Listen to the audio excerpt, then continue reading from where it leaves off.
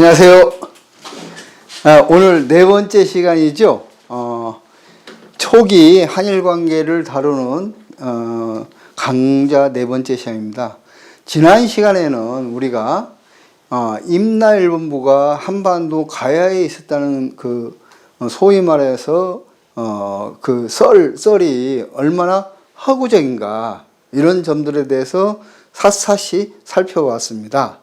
즉 4세기경에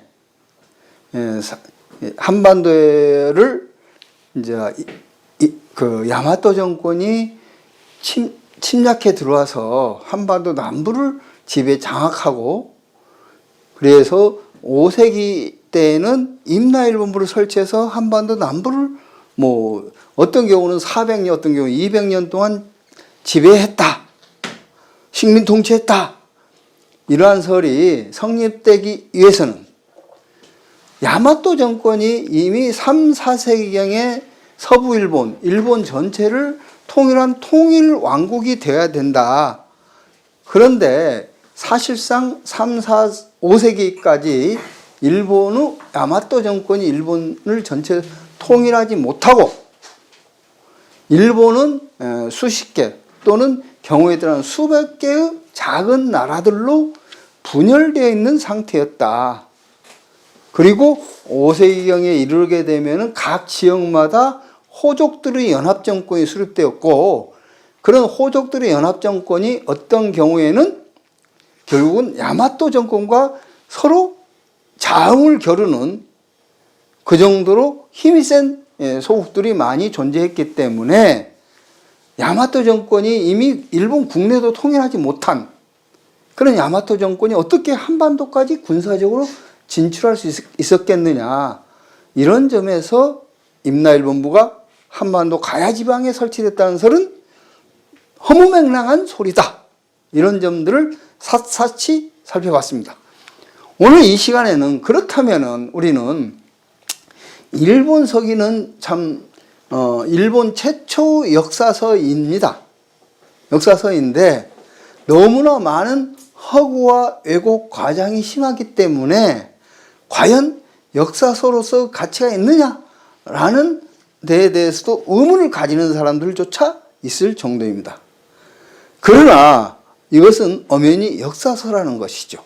이 말의 의미는 모든 나라의 어쨌든 모든 역사서는 그 역사를 편찬하는 집단의 주관적 어쨌든 시각과 그들의 이해관계가 반영되기 마련입니다. 그러다 보면은 순수 객관적이고 과학이라는 건 있을 수 없다는 거죠. 이런 측면에서 어쨌든 일본 서기도 왜곡 과장은 매우 심하다, 다른 나라 역사서보다 매우 심하다 할지라도 일정한 역사적 사실을 반영하고 있다. 예를 들어서 일본서기에 나온 그 기사들 있잖아요. 기사들과 역사 일본 내에서 이제 발굴된 거, 고고학교 발굴된 것들이 일치되는 게 없는 게 아니라 많이 있단 말이죠. 그렇다면 임나일본부가 가야에 없었다는 걸로 끝나느냐? 여기서 임나일본부서를 완전히 혁파하기 위해서는 거기에 그쳐서는 안 된다. 그러면 일본서기에 왜 임나일본부란 말이 들어갔을까? 이런 점들을 보면은 뭔가 그 시기에 있어서 임나일본부라는 것이 있었던 것은 사실이 아닐까? 이렇게 생각해 볼 수 있죠. 만약에 그것이 한반도 가야가 아니라 하더라도 그 어느 장소에 어느 곳에 임나일본부는 있었지 않았을까? 그러하니까 그런 것들을 반영해서 역사를 썼고, 역사를 해석하는 그런 사람들이 일제시대 또는 19세기 말경에 일본 역사가들이 그것을 한반도라고 갖다 붙인 거 아닐까? 이런 의문을 가질 수 있겠습니다. 그래서 오늘은 과연 임나일본부가 있었다는 것을 전제로 한번 살펴봐야 된다. 그럼 한반도 가야 지역이 아니었다면은 도대체 어디에 임나일본부가 있었다는 말인가? 이런 점에 대해서 살펴보는데 결론적으로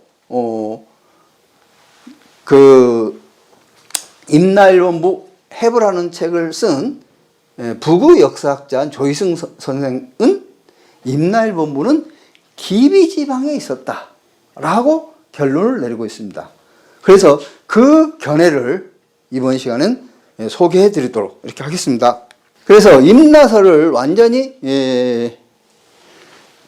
지금 해결하기 위해서는 임나기사의 옳은 해결은 임나일본부 위치를 확정하는 데 있다라는 거죠.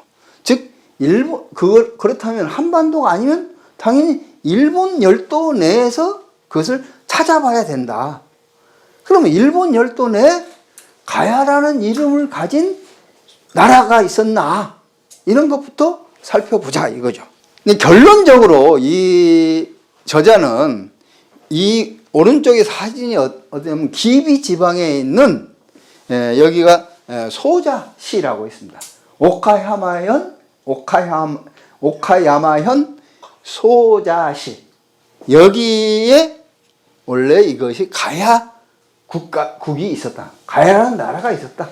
그리고 이 가야라는 나라, 여기에 그 야마토 정권이 파견한 또는 설치한 그런 기관이 임나일본부다라는 게 이제 결론입니다. 그래서 일단 결론을 이제 먼저 말씀드리고 이러한 결론에 도달하게 된 과정을 한번 살펴보겠는데 우리 여러분들께서 그것이 합리적인 그런 어쨌든 분석인가 이런 것을 같이 따라가 보도록 하겠습니다. 무엇으로부터 어떻게 찾을 것이냐. 임나일본부라는 것은 임나 지역에 설치된 일본부이기 때문에 임나는 광개토대왕 능비에도 나오는 단어입니다.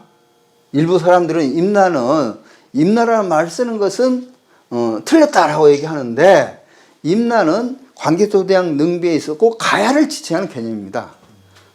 그래서 광개토대왕 능비에는 임나가라라고 써 있습니다. 그래서 가야와 가라, 이게 이제 한자로 쓸 때는 가야라는 말을 이제 가라라는 한자로 쓰기도 하고 또 가야라는 한자로 쓰기도 합니다.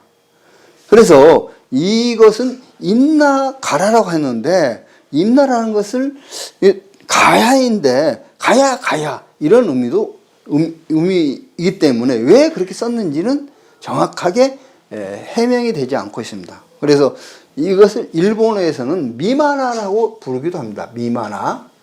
그래서 임나, 미마나, 가야 이것은 동의어다. 이렇게 해서 그렇기 때문에 가야에 설치된 일본부이기 때문에 일본부가 설치됐던 가야라는 나라를 일본 내에서 찾아보자. 그리고 가야 소국만 찾아낸다고 만사가 해결되지 않고 문제는 일본 내 가야 소국을 찾아내야 할 뿐만 아니라 가야와 인접한 지역에, 왜냐면은 임나 관련된 그 일본서의 기사들을 보면은 가야 옆에 신라도 있었고 그 다음에 백제도 있었고 그 다음에 고구려도 있었다는 거예요. 그러면 어떠한 지역에, 일본 내 어떠한 지역에 가야라는 나라가 있었고 또 신라라는 나라가 있었고 또 백제라는 나라가 있었고 고구려라는 나라가 있었는데 그 일본서기에 보면은 이 백제는 신라의 서북 쪽에 있다. 이렇게 이제 묘사하고 있거든요. 그 다음에 고구려는 어쨌든 백제 북쪽에 있다. 뭐 거기 그렇게 되다 보니까 한반도 내의 위치와 비슷한 거죠. 그런데 한반도 내의 위치로 보면은 백제와 신라는 서북 쪽이라고 하더라도 그냥 서쪽이라 표현하는 게 맞죠. 어쨌든 그런 측면에서 이렇게 입증되는 조선계통 소국의 존재가 일본서기에 나온 기사 내용들과 좀 부합이 돼야 된다. 이렇게 해서 찾아보니까 결론적으로 아까 그 지역, 기비 지역에 보면은 가야 소국이 있고 그 다음에 옆에 가라 소국, 가야 소국에 소속된 또 작은 나라들이죠. 그러니까 우리가 보면은 그 옛날에 만 변한 진한이라는 이 나라가 있었는데 이 이에 진국이라는 나라가 있었잖아요. 그러면 진국사회 마음 변환 진앙이 있었고 또 마음 변환 진앙 나라 밑에는 또 54개 소국, 12개 소국 또는 12개 소국 이렇게 존재했던 거예요. 그러면 여기 가야국이란 나라가 있었고 가야국이 있고 가라 소국 이런 두 개의 어떤 가야국이 있었다. 그런데 이 상호관계는 가야국 연합체에 소속되어 있는 소속 국가다. 이렇게 보면 되겠습니다. 여기에는 신라 소국이 있었고 그 서북쪽에 약간 지도가 그랬는데 백제 소국이 있고 그 위로 고구려 이런 식으로 지금 이 저자는 찾아놨어요. 그래서 기비지방에 있다. 이렇게 결론 내렸습니다. 자, 임나일본 후보를 보니까 여기 뭐 여러분들이 뭐 이렇게 그러하다 이렇게 들으면 됩니다. 가야라는 나라 이름이 들어간 지역을 살펴보니까 크게 후보지로서 네 군데가 있다. 이 지역은 야마토 지역이라고 볼 수 있는 거죠. 야마토 지역이고 이것은 이즈미 지역, 이즈모 지역, 이즈미가 아니라 이즈모입니다. 예, 그리고 이건 우리나라 동해안의 면에 있는 지역이죠. 그 다음에 여기가 이제 기비 지역이고요. 여기가 이제 그 규슈 지역이죠. 규슈 지역, 구주 지역이라고도 얘기합니다. 예, 예. 그래서 이 네 군데 보니까 가야라는 나라가 있더라 이거예요. 이 가야라는 나라라고 보는 것들은 여러 가지 이제 역사 지리서들을 보면은 가야라는 지명이 이제 무수히 많이 나타나는 지역은 옛날에 가야라는 소국이 있었다 이렇게 단정을 내릴 수 있습니다. 그래서 가야 지명이 있는 건 과연 소국이 나라 형태까지 발전했는데 이게 중요하잖아요. 그런 점에서 봤을 때 나라가 있었다는 것을 입증하는 가장 유력한 증거는 뭐냐면은 고대 성곽이에요. 성곽이라는 것 자체는 수만 명을 동원해서 쌓아야 되기 때문에 국가 권력이 없이는 성곽을 쌓을 수 없습니다. 그 이전에는 환호라든가 도랑을 친 거죠, 크게. 그 다음에 뭐 나무 울타리라든가 이게 방어시설인데 국가 권력의 단계에 이르게 되면은 산성을 쌓게 된다. 그래서 성곽의 존재 여부. 네, 그 다음에 그 나라가 있었는데, 성곽을 가진 나라가 있었는데, 조국의 대오로 불린다. 이 대오라는 것은, 예를 들면 고구려 개통, 소국이면 고구려라고 불렸는가, 그 지역에서. 그 다음에 백제 개통 소국이면 백제라고 불렸는가, 가야 개통 소국이면 가야라는 이름으로 불렸느냐, 신라 개통 소국이면 신라라는 이름으로 불렸느냐, 그런 식으로 분류해야 되겠다 이거죠. 세 번째는 고고학적 유물들을 통해서 국가 성립 시기의 가해적 색채를 밝히고 그 연후에 일본서기 임나관계 기사와 맞춰봐야 되겠다. 이러한 기준에 따르면 내지구 가야 소국 지정 후보가 가장 유력한 것들이 이 조건 있잖아요. 소국, 성곽이 있고 그 다음에 가야라는 이름으로 나라 이름이 만들어지고 또 가야 짐에 붙은 시기가 대체적으로 임나일본에 나온 그 가야 관련 기사, 임나일본 관련 기사가 대개 5세기, 6세기. 그러니까 400 몇 년에서 500 몇 년. 뭐 이런 시기이기 때문에 그런 짐이 그 시기에 가야라는 짐이 붙었느냐. 그 다음에 이제 고고학적 유적 유물을 통해서 국가 성립 시기의 가해적 색채. 즉 다시 말하면은 이 지역을 이제 주요한 후보지로 정한 것은 이 지역에 무수히 많은 가야 계통의 이름들이 있다. 두 번째는 아까 말한 것처럼 큰 산성이 존재하고 있다. 굉장히 큰 산성이. 세 번째는 여기에서 보면 고고학적으로 봤을 때 일본 내에서 네 번째, 아홉 번째 큰 이 전방 후원분이 존재하고 있다는 거죠. 그 일본 내에서 전방 후원분의 그 크기는 권력의 크기를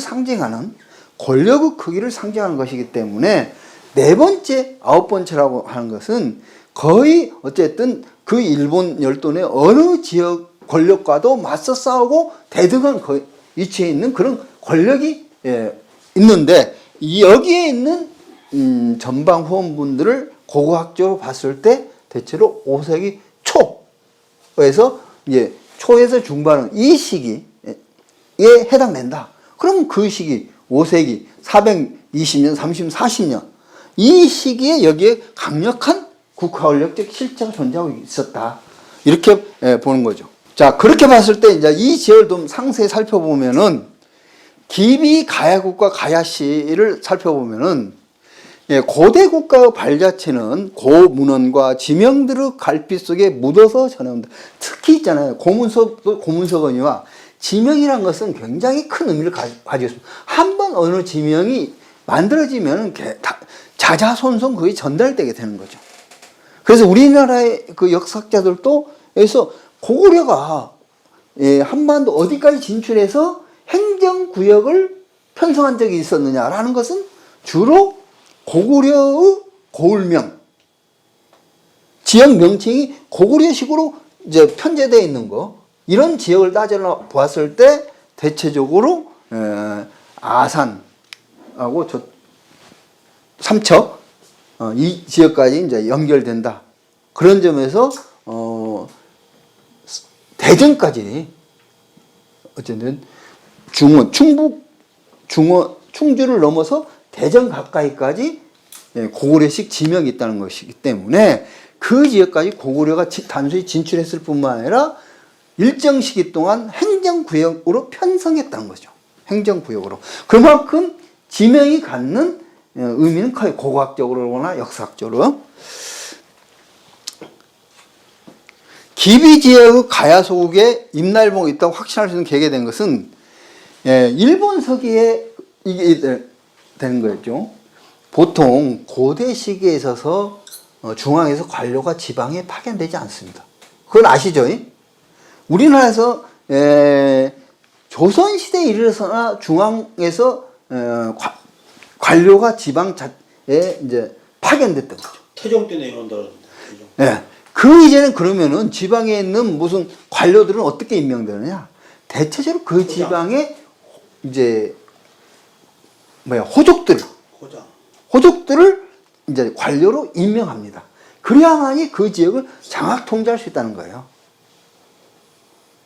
그런데 이게 그 일본 서기의 임나 관련 기사를 놓고 보면은 기비노음이라는 이름이 엄청나게 많이 등장합니다. 기비노음에. 그런데 이게 이제 열쇠의 키예요. 그러면은 기비라는 말은 언제 생겼느냐? 645년 이전에는 기비라는 말 자체가 없었다는 거예요. 없었어요, 일본은. 그래서 원래 야마토 정부 일본이 거의 통일해 나가고 가야라는 말을 기비라는 말로 대체시켜버린 거예요. 그래서 군국제도를 편성할 때 처음에는 이제 645년 6세기 말 7세기 초에 기비국이라고 불렀어요. 기비국. 그러는 것이 이제 645년에 국은 나라잖아요. 군이라는 걸로 편성을 한 겁니다. 그래서 기비군이라는. 그런데 그 이전에 그러면 4세기, 5세기, 6세기 초까지 기비라는 명칭이 있었느냐, 종명이라든가, 그건 없었다는 거예요. 기비라는 말 자체가 없었어요. 그렇기 때문에 이것으로 놓고 봐도 어쨌든 기비노미가 굉장히 많이 나온다는 것 자체는 기비 출신의 누구누구는 이런 거예요. 한반도 가야지요. 이게 아니라는 것을 방증해주는 것이기도 합니다. 일본 지명 대사전 2권 가야 항목을 보면은 국조 본계에 보이는 기비의 나라 이름입니다. 기비에 속한 나라 이름이다. 기비 지역에 있는 나라 이름이다. 이렇게 일본 지명 대사전에 나와 있고, 웅신천황 때 조도국 국조 아버지 나카이토 노미코토를 국조로 임명한다고 되어 있다. 군국 제정 시 가야군으로 되며 비추국에 속하게 된다. 이렇게 해서 가야군. 그래서 가야국에서 가야군으로 된 적이 있었다. 이렇게 이제 일본에 있는 이제 임명 대사전. 그래서 여기에 보면은 자 보세요. 아까 그 지역을 다시 보면은 이 지역이 이제 비추 가야국 이제 중심이에요. 지금은 오카야마현 소자시예요. 그리고 이 뒤에 보면은 여기서는 이제 기노조 산성, 귀신성이라는 얘기예요. 귀신이 살고 있는 성이라는 것 자체는 그 당시에 일본 원주민들이 조선 사람들, 우리나라 사람들을 굉장히 신줄기모라고 귀신과 같이 범접할 수 없는 존재. 이런 걸로 써서 이제 우리 한반도, 우리나라의 산성을 우리나라 산성이 아니죠. 우리나라 사람들이 일본에 이주해 가서 쌓은 산성을 이제 조선식 산성이라고 일본에서 붙이고 있는데요. 조선식 산성이라고 일본. 이게 이제 여기 지역에 있는 것이 기노조 산성이고 유명한 산성입니다. 그 사진은 뒤에 나옵니다. 그리고 이 중심지 보통 보면은 뒤에는 산성이고 도시가 있고 그 앞에 이제 큰 고분들이 존재하고 있는 거예요. 여기가 이제 작산 고분, 조산 고분 두 개가 있어요. 여기서 우리나라 말은 둘 다 스쿠리야마 고분이고 이 조산 고분이 네 번째로 큰 그런 고분이다 이렇게 볼 수 있고 여기가 이제 기비츠라고 합니다. 진은 나루토라고 하는 거죠. 기비 나루토인데 원래 이 기비 나루토는 가야츠.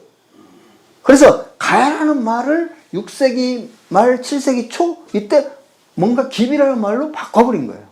왜 바꿨을까? 이거 한번 생각을 해볼 필요가 있겠죠. 자, 다시 한번 일본 지명 대사 2권의 가야학물 보면 가야군 빗주구구 골명 일본서기 옹신 22조에 가야의 이름이 보이며 국조봉기에는 가야국으로 만든다. 연희식 화명초는 다 같이 가야를 만든 14개 향을 둔다. 이렇게 처음에는 이제 빗주국에 있는 가야국이 나중에 가야군으로 되었다. 그리고 그것이 나중에 이제 그 가야라는 말이 이제 없어지면서 전부 다 기비라는 말로 바뀌어졌다. 이렇게 볼 수 있습니다. 가야 고을은 1901년 기비군이 처음 생기면서 고을로서 그 이름은 없어졌다. 그 이전까지 1500년 동안 고을명으로서 가야 이름이 존재했다. 이렇게 볼 수 있고 이게 말하면 조상 고분입니다. 스쿠리야마 고분이고 일본에서 네 번째로 큰 전방 후원분이 있는 그런 거고 이 아까 말한 것은 소자시의 앞에 이제 앞들에 이 무덤이 있다. 이게 보면 여러분 보시면 이게 동네가 있고 이 뒤에 이게 뭐 같이 보입니까? 산 같이 보이죠? 이게 야산 같이 보이죠? 이게 이제 이 전방 후원분 묘예요. 이 전체가 묘입니다. 그리고 여기에 보면은 기비 가야국이 있었고 거기 가야라는 시족이 있었다는 걸 보면은 기비국은 6세기 중엽 이전에는 기비국이라는 이름이 없었고 그러면 그 이전에 뭐였냐? 가야국이었다. 7세기 들어서면서 생겨난 이름이고 일본 서기에 기비국이라고 부르기 전에 그곳은 가야국이라고 불렸다. 이렇게 얘기할 수 있고 기비의 중심에 있는 나루는 지금 기비츠라고 부르지만 아까 기비츠 여기 이제 기비츠거든요. 기비츠 이런데 그때는 가야츠라고 불렀다. 이렇게 보고 기비츠 신사도 처음 옛날에는 가야츠 신사. 이게 이제 일본에서 이제 국보인 어쨌든 신사입니다. 기비츠 신사. 이게 일본의 국보 신사이고, 근데 기비 지방에는 가장 유력한 이 지방의 가장 중심적인 시족으로서 가야시가 있었고, 보통 보면 그 지방, 그 나라 이름을 쓰면 그 나라의 중심 세력이 그 성시로 돼요. 그렇게 됐고 가야시가 있었고 가야시는 가야국조 후예다. 가야국을 세운 왕의 후예라는 거죠. 기비치 신사 신관은 신관이라는 것은 이 신사를 관리하는 대장, 총대장이죠. 총대장은 원래 가야시였고 그리고 이 신사의 진짜 조상은 기노조 산성을 만든 우라. 일본에서 우라 전설에도 좀 살펴보자. 그래서 기노조 산성과 우라라는 아까 우라에 대해서 좀 살펴봐야 되겠는데, 조선식 산성이라는 것은 일본 내에서도 학술적 용어인데, 그것은 우리나라 산성이 옛날도 고구려 때부터 시작된 우리 산성, 물론 고조선 때부터 시작된 우리 성곽과 그를 계승한 고구려 산성들은 동아시아 다른 나라와 다른 특징을 가지고 있어요. 그래서 이 산성 구조가 다른 중국의 성곽 구조와는 다르고, 뭐 다른 뭐 동남아시아에도 성이 있을 건데 그런 성곽 구조가 완전히 독특한 가지고 있다. 그래서 그 뭐가 다르냐? 입지를 선택하는 입지 선택. 그 다음에 성벽 축성 방법. 그 다음에 수문 구조. 남아있는 게 이제 주로 이제 성벽 축성법 수문 구조를 많이 남아있잖아요. 진호조 산성에도 수문이 남아있습니다. 이런 것들이 이 우리나라 한반도에 있는 나라들, 주로 고구려, 백제, 신라, 이런 나라들에서 고유한 방법이 있어요. 물론 이것은 처음에는 고구려 산성 축조 방식이 점차 백제, 신라가 받아들이는 거, 이렇게 발전해 왔죠. 그래서 이 조선식 산성 실체를 우리가 알아야 된다. 왜 일본에 조선식 산성이 있었을까? 그러면 두 가지 방식이 있겠죠. 일본에 살던 원주민이 뭔가 우리나라 어떤 산성 방법을 배워가서 쌓은 것이 있었고, 두 번째는 우리나라 사람, 고구려, 백제, 신라 그 이전에 마음 변한 진안, 이런 사람들이, 왜냐하면 이 일본에서 우리나라 사람들이 건너가서 야유회 문화를 전파했던 게 기원전 4세기, 더 멀리는 기원전 7세기까지인데, 기원전 4세기라고 했을 때 고구려, 백제, 신라가 없었죠. 그 당시 우리나라는 사만 시대라고 했었죠. 그래서 그런 측면에서 봤을 때 마음 변한 진안, 고구려, 백제, 신라 사람들이 일본 땅으로 집단적으로 이주해 간 거예요. 이민을 간 거죠. 이민을 가는 이유는 모르겠어요. 하나는 정치적 격변 속에서, 예를 들어서 이런 거죠. 뭐 사실부터 확인해 봐야겠지만, 고조선은, 후조선은 마지막 준왕이 그 만조선이 이제 고조선 이제 쿠데타를 일으켜가지고 이만조선을 세워서 이 준왕은 어디로 갔냐?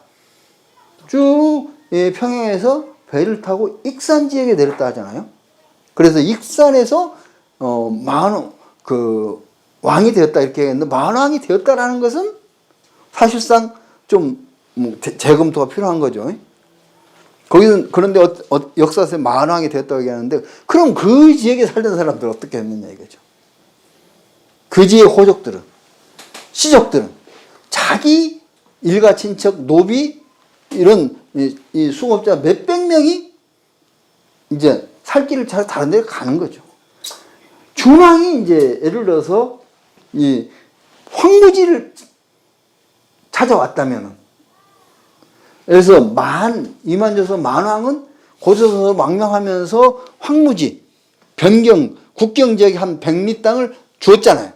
이런 경우 아니라면은 거기 마을이 있었을 거고, 마을에 살던 원주민들이 있었을 건데, 이 원주민들은 어쨌든 어디로 갔을까?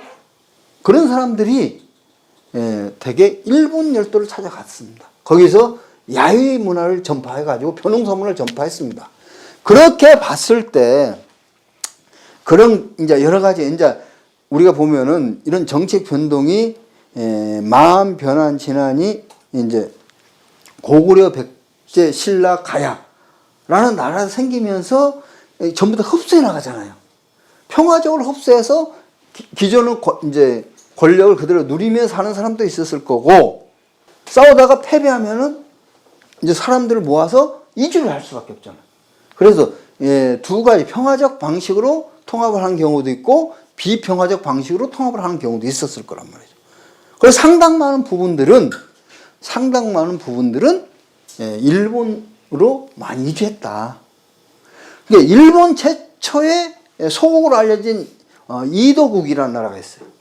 그럼 이도국은 원래 신라계통 소국이랍니다. 근데 신라계통 소국인데, 신라계통이 아니라 신라가 청도에 있는 데 있잖아요.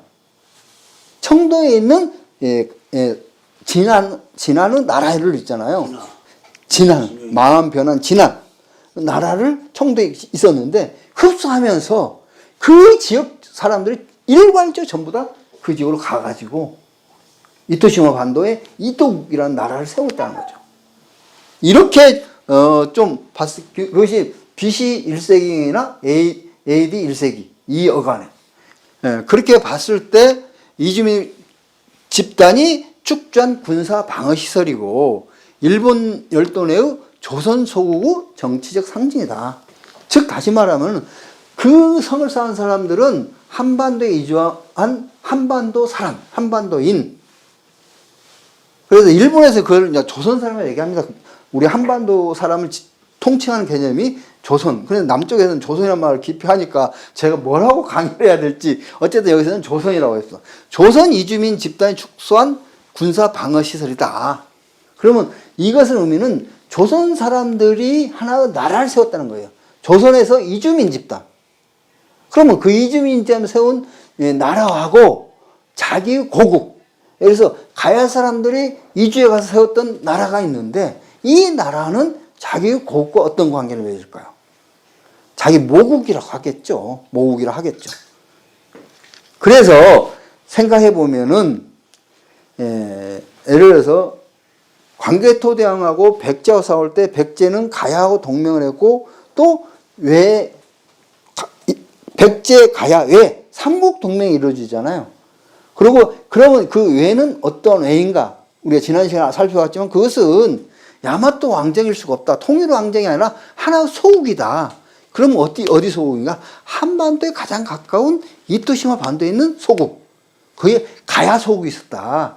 그 가야국이다. 이렇게 말씀을 드린 거죠. 그렇기 때문에 하나 조그만 나라이기 때문에 큰 나라, 그 당시에만 백제만 큰 나라고 가야만 해도 이제 큰 나라이기 때문에 거기에 하위 동맹으로 들어간 것이지 거기에 마치 이제 391년쪽 기사처럼 외가 이제 백제나 가야를 탁 이제 지배하고 장악해서 고구려 싸웠다. 이건 성립될 수 없다는 얘기죠.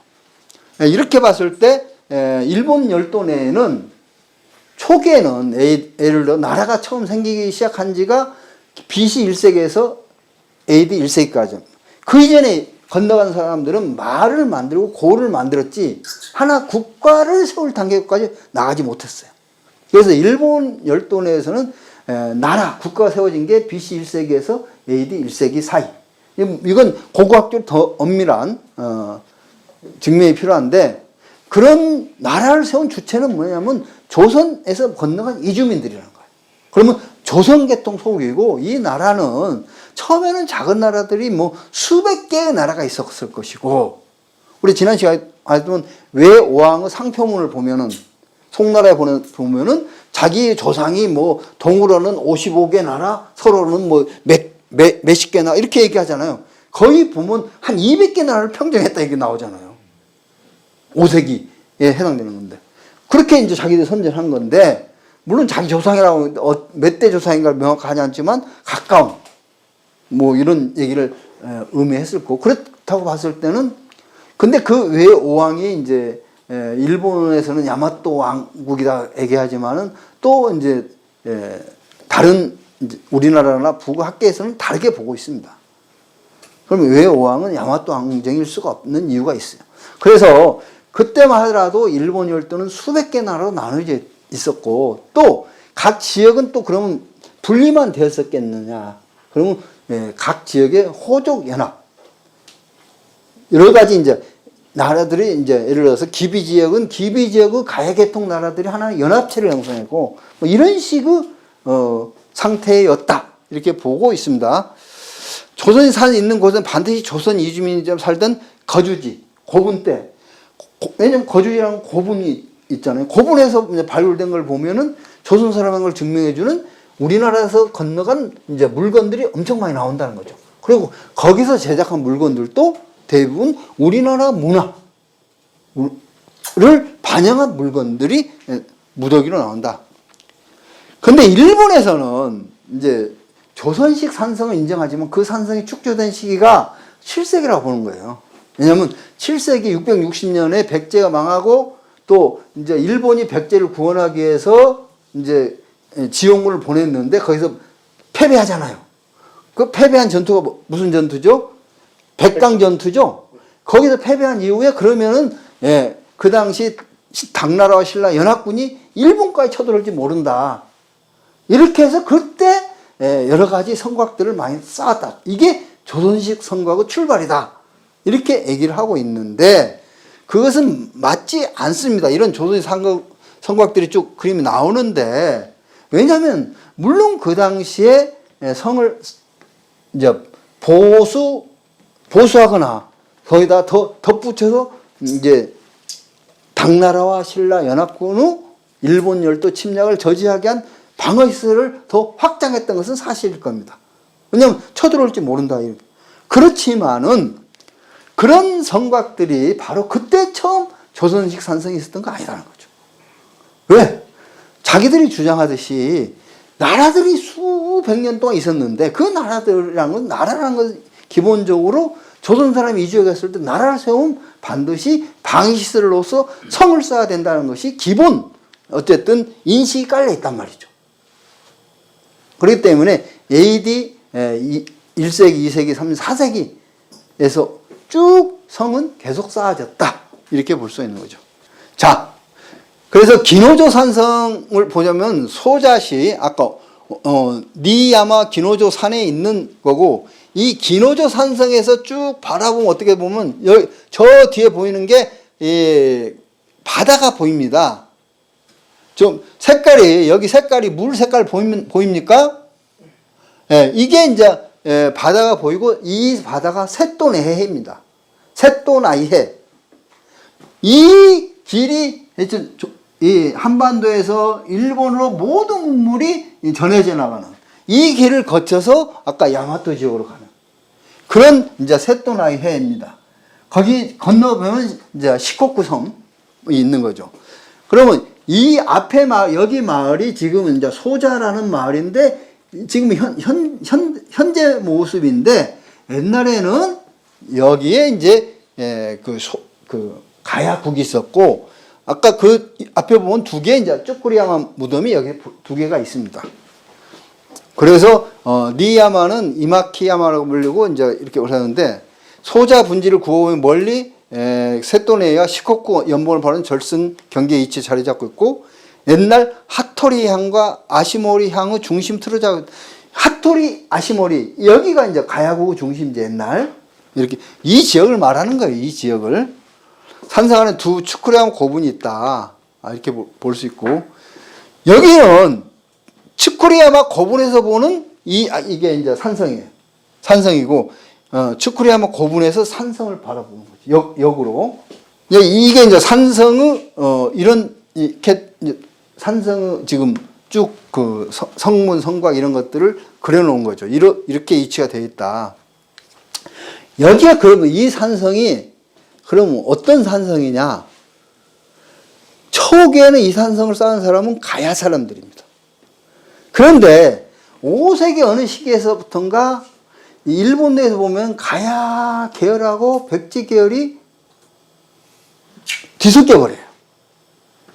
이건 더 연구해 봐야 되는데 그래서 우라 전설 기노조 산성에 이제 일본에서 우라 전설이 있습니다. 무슨 얘기냐면 쉽게 얘기하면은 이 산성이 이제 귀신성인데 이 산성에 우라라는 사나운 놈이 살고 있었다. 그래서 저쪽 이게 기비 지역이 야마토로 가는 길목에 있잖아요. 그 규슈 지역에서 야마토 가는 중간에 있단 말이죠. 그러면 서쪽에서 야마토 왕국으로 오는 여러 가지 곡물 바치는 것 또는 사람들을 못 가게 막고 잡아간다 이거죠. 그래서 이제 나중에 야마토국에서 이제 장군을 파견해서 기비츠 히노 미코토라는 장군을 파견해서 이제 우라하고 싸우게 된다. 그래서 그 싸운 과정들을 보면은 마치 그 이규보가 쓴 동명왕 전설에 보면 뭐 여기에 싸우는 거 있잖아요. 송양하고 싸우는 고주몽 송양 두 왕이 싸우는 거 있잖아요. 한 사람이 매로 변하니까 물고기로 변하니까 매로 변해서 이거 하고 이런 식의 기사 똑같아요. 그 우라 전설이라는 것 자체가 그렇게 자기 몸을 바꿔 싸워서 결국은 이제 우라가 화살을 맞고 죽는 그런 그 내용이 됩니다. 그래서 우라라는 큰 새를 가진 이제 우라가 기비 땅에 정착해 자기의 성세를 쌓고 살았다는 것이고 이 우라는 그럼 어떤 존재인가? 기비 지역에 있는 아까 가야국, 가야시의 조상이 된다. 근데 이게 뭐냐면은 왜 그러냐면은 아까 그 가야에 보면은 이 우라전설 이게 기비지 신사잖아요. 기비지 신사에 보면 일본 신사는 신을 모시는데 부채라든가 이런 게 아니라 일본 고유 신을 모시는데 어떤 신사는 그것을 어떤 동물을 모시기도 하고 어떤 신사는 나무를 신으로 모시기도 하는 거예요. 그리고 이 신사에서 한 명의 신만 모시는 것도 아니야. 그런데 이 기비지 신사는 이제 가야쯔 신사였다고 했잖아요. 신관이 메이지 유신 전까지 가야시가 신관을 했단 말이죠. 그런데 여기에서 왜 이제 아까 보면 우라 전설이 그 절의 신사의 연기라고 했어요. 여기 불교에 다니시니까 연기 있잖아요. 그 절을 어떻게 세웠다. 이게 연기잖아요. 절의 역사. 신사 역사에 보면 이 신사에서 모시는 신 중에 하나예요. 우라가. 아니, 패전장수를 왜 모셨을까? 사실상 이제 정리하자면 결론만 전달하게. 더 상세한 것은 책을 한번 읽어보시면 될 것 같고, 이게 가야국의 왕이었고, 그럼 그 가야시의 조상에 관한 거예요. 그러니까 그것을 지금 19세기 말까지 기비지 신사에서 모시는 신 중에 하나로 모시고 있고, 그런데 중요한 것은 이 지역에 있는 수많은 신사가 굉장히 많아요. 신사에서 우라를 신으로 모시는 신사들이 굉장히 많다는 거예요. 굉장히 많다는 거예요. 이런 점으로 봤을 때 우라는 결국은 근데 우라라는 말은 원래 백제에서 어라라는 말이 있잖아요. 왕을 지칭하는. 거기서 이제 전화된 말이에요. 그러니까 지금도 백제 성이라고 얘기하고 있고 백제 출신 왕이다 이렇게 얘기하고 있지만은 사실상은 이제 아까 제가 것처럼 어느 순간에서 가야 계열과 백제 계열이 뒤섞여 가지고 그래서 야마토 왕정도 마찬가지예요. 그런 경우가 있었기 때문에 원래 이것은 가야시다 이렇게 봐야 되고 가야국의 적이다.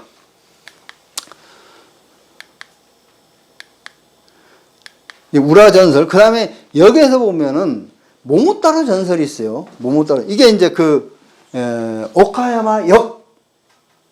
이제, 여기에 가면 이게 이제, 모모타로 전설을 상징하는 동상, 모모타로 동상이에요.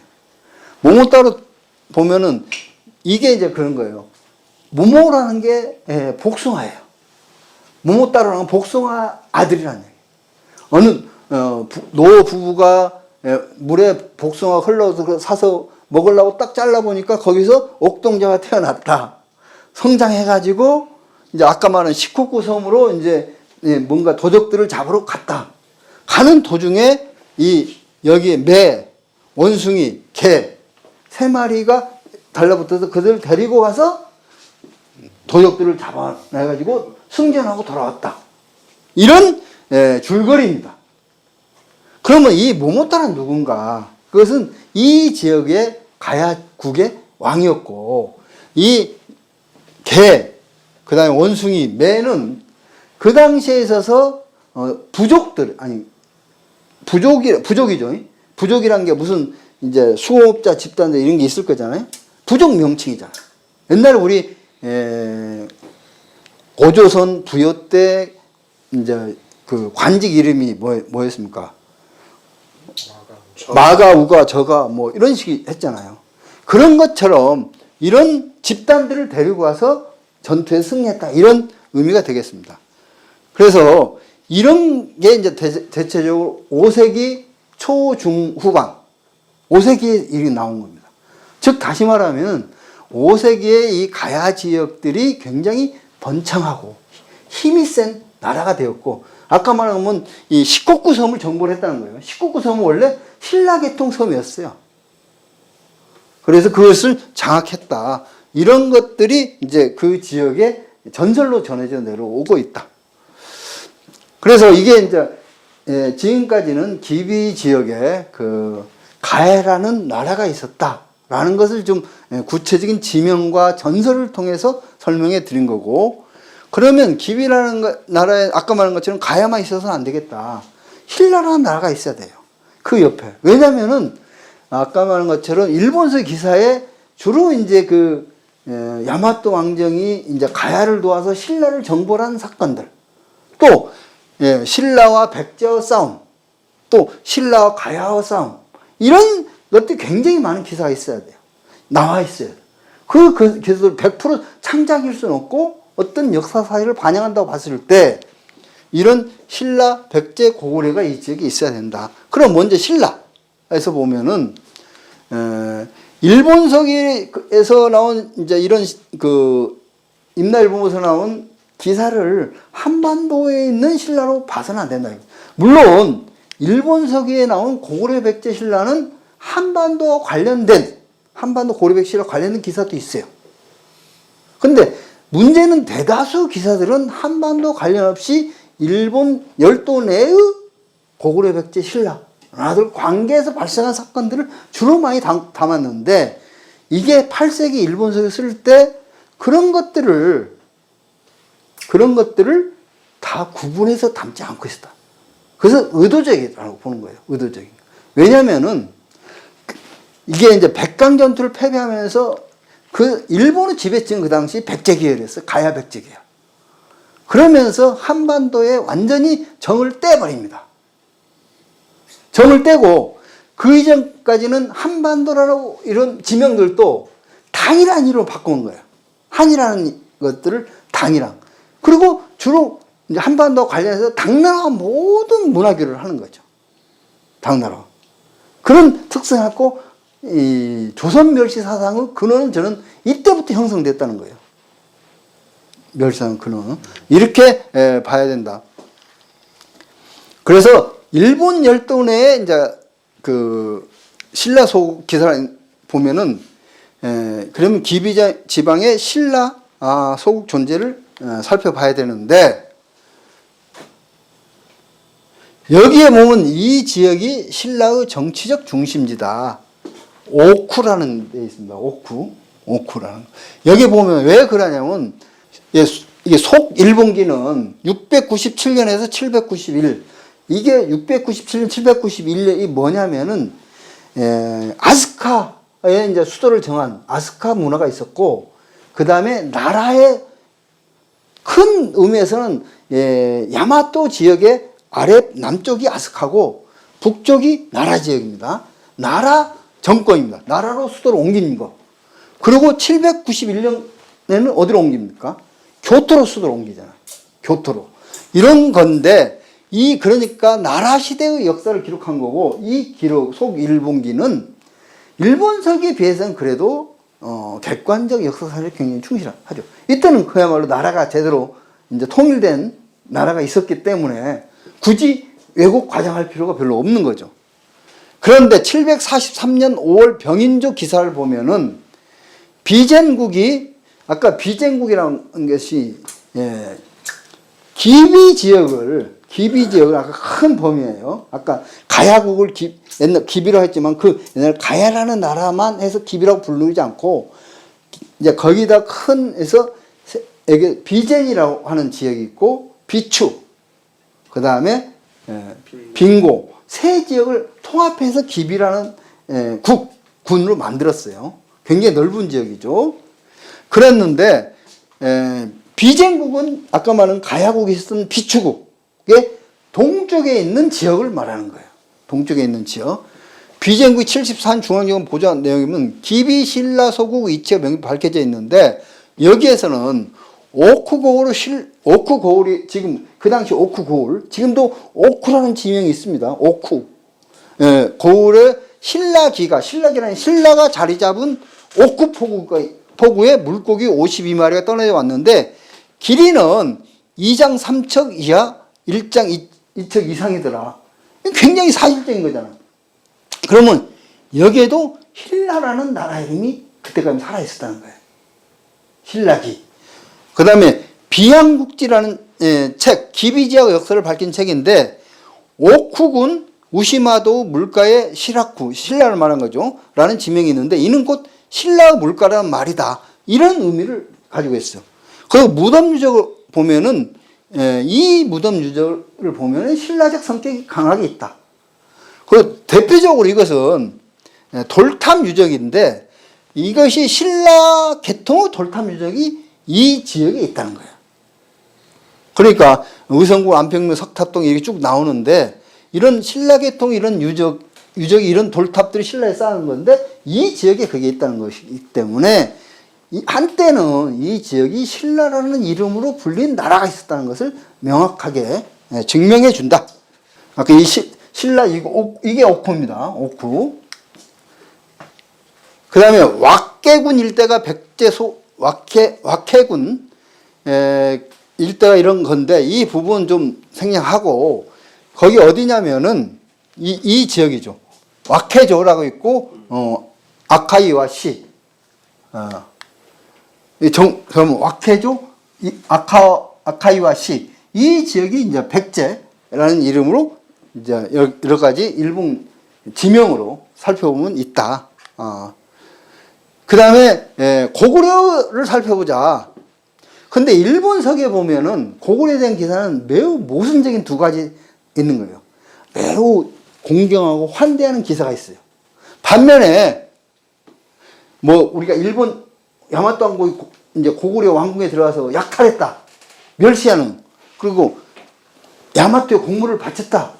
이 기사하고 이 기사가 전혀 반대되는 거예요. 그러니까 그것은 무엇을 의미하면은 이 한반도에 있는 고구려 관련 기사는 환대하고 동경한 그런 기사가 있다면은 일본 내에는 고구려 소국들의 관련된 것은 이 정도로 멸시하는 이런 기사가 된다. 이렇게 볼 수 있는 거죠.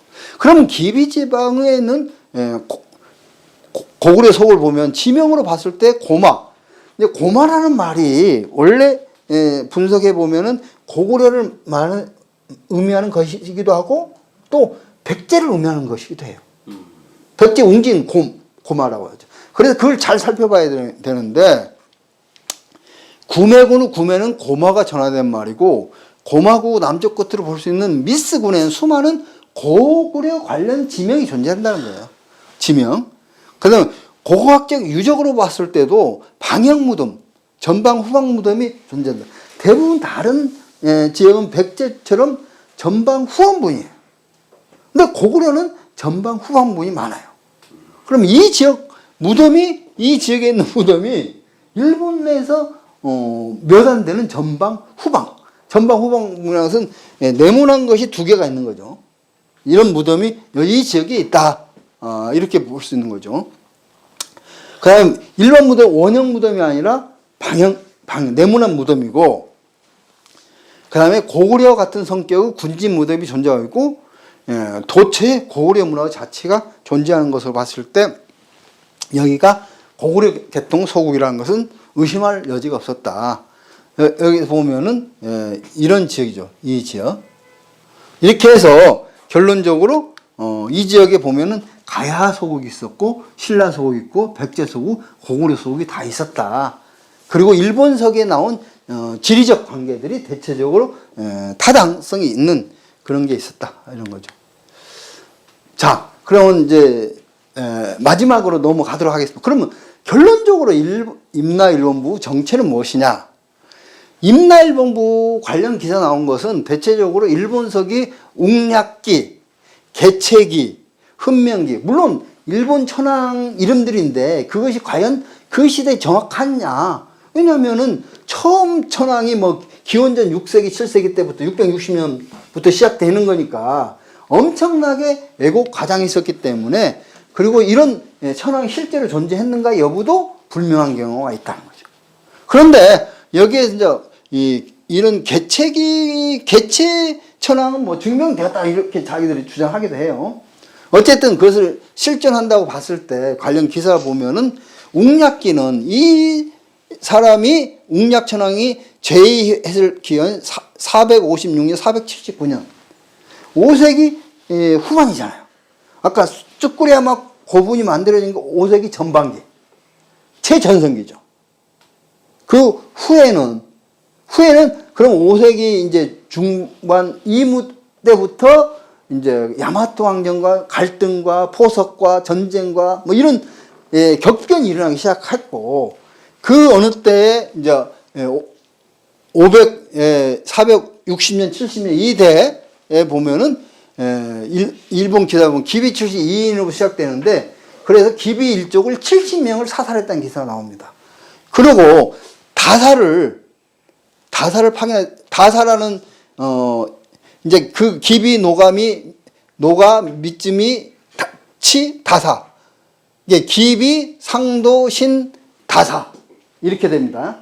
이게 일본 언어랑이 너무 이렇게 부르기에 우리한테 익숙하지 않죠. 그래서 저도 뭐 어디서 끊어 읽어야 될지 모르는 그런 상황인데 다사라는 것 자체는 이런 사람 이름이죠. 다사를 임나 국사로 파견했다는 거죠. 그런데 이게 기비 사람이라는 거예요. 그래서 보면 웃깁니다. 이 사람이 이제 그 야마토 왕정에 이제 참여한 기비 출신 관료인 것 같은데 자기 마누라를 굉장히 미인이라고 자랑을 했어요. 그래서 야마토 천황이 이 얘기를 들었어요. 흑심을 품었어요. 뺏었겠다. 그래서 애를 멀리 파견해버린 거예요. 이 지역으로. 다사를 파견해버리고 그 여자를 자기의 어쨌든 첩으로 삼은 거. 그러니까 이 다사는 화가 나가지고 그 신라로 들어가 버린 거예요. 뭐 이런 복잡한 여기서 나옵니다. 다사. 그때는 임나 국사라고 했습니다. 뒤에는 보면은 일본 부.